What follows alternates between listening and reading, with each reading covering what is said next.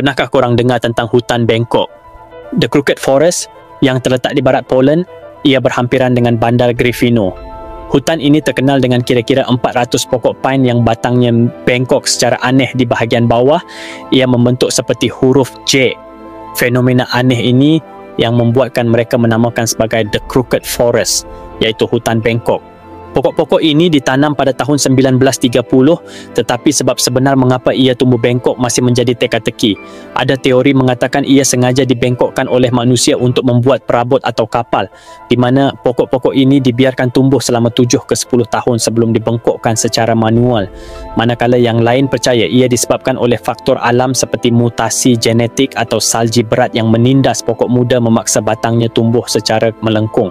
Walau bagaimanapun kewujudan ia masih menjadi teka-teki, saat ini hutan Bangkok menjadi tarikan pelancong untuk pergi melihat sendiri kejadian aneh dan misteri. Jadi, adakah korang berminat untuk pergi melancong ke hutan Bangkok?